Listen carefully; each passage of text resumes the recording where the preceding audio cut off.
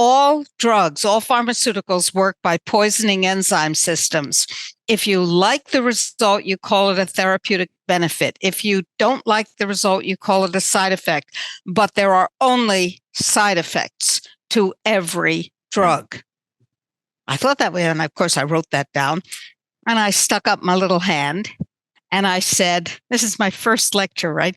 I said, excuse me, as I understand it, there are 35,000 enzymatic reactions in every one of the 10 trillion cells of the body at any given moment.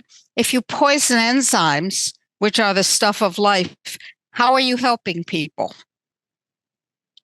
And he said, basically in long words, long sentences in a paragraph that equated to sit down and shut up. I thought, oh, isn't that interesting? They're interested in how questions here, but they're not interested in why questions. That's fascinating. And then I said to myself, I will never do that to a patient. I will never poison a patient. I will find other ways to treat people, to help people, to cure people, but I will never do that to a patient. And so I learned their system. I learned it pretty well. I managed to get through, but I refused to participate in their system in a way that did not make sense to me. Now, in the military, that's called not following an illegal order. It's the same in medicine, except that most of my peers are spineless, gutless, worthless herd animals who are willing to do what they know is wrong because that's what they're told to do.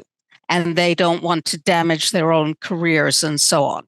When he was on active duty, before I met him, during the Cold War, he was a Russia watcher. A great many of the military intelligence folks were Russia watchers. And he was tracking, because he was brilliant and incredibly innovative in the way he thought about things, he was tracking every publication that was coming out of the Soviet Union, every film, every scientific article in all of their journals, every opinion piece. He had people tracking everything that they were talking about that was publicly available. Of course, he had his intelligence people, his human intelligence and spies, others. But talking to defectors, everything. They but he also was tracking what they were putting out. And he created something that he called bibliometrics, measuring the output. And he realized that they were conducting psychic warfare research. They weren't publishing about it, but there were little hints and blips. And he said, that's important.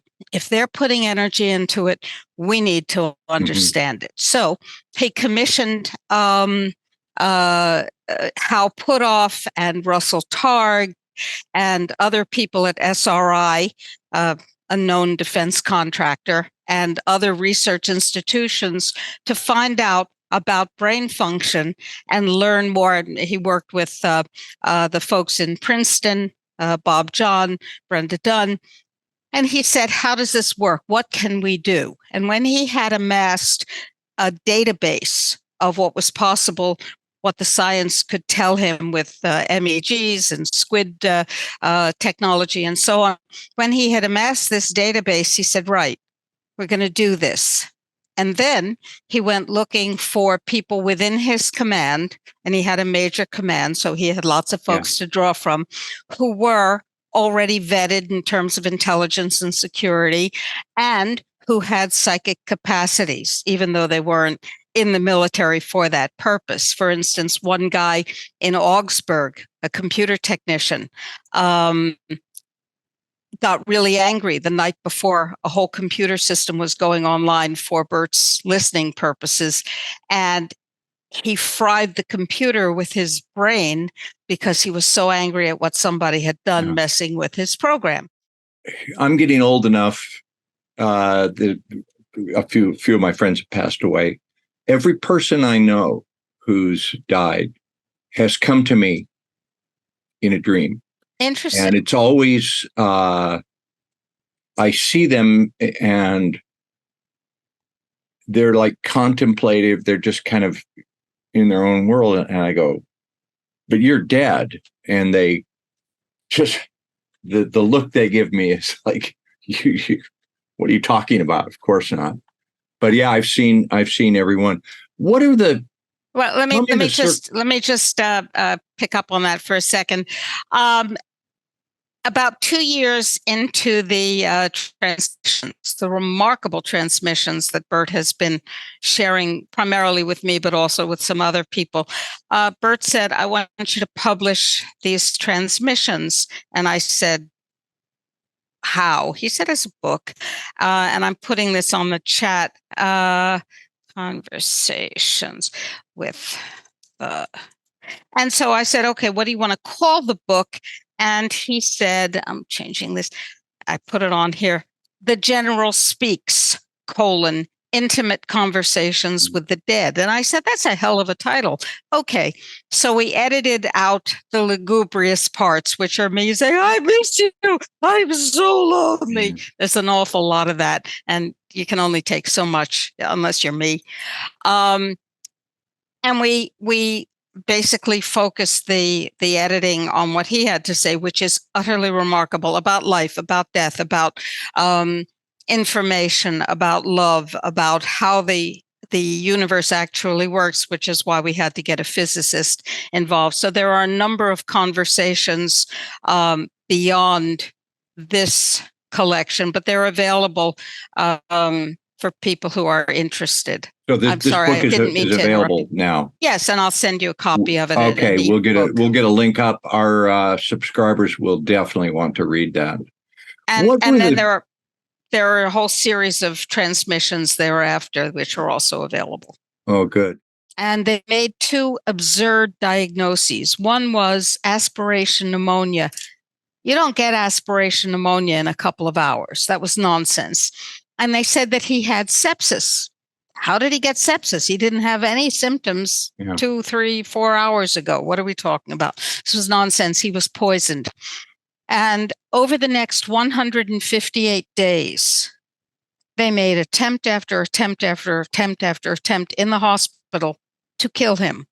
On November 30th, the head of the hospital, Dr. William Oser, denied him all nutrition. He was an ambulatory patient. Excuse me? It goes on and on.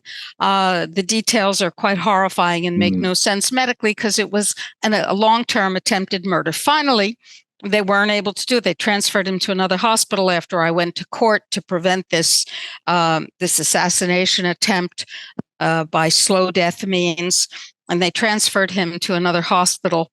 And a doctor, the day before his birthday, that's significant, doctor I had never seen, walked in while I was standing at the foot of at the head of Bert's bed, walked in, plunged a needle into either his femoral artery or his femoral vein, I don't know which, with a red substance in a large syringe, plunged it in. Bert went into coma. He was then taken to the ICU. I was there.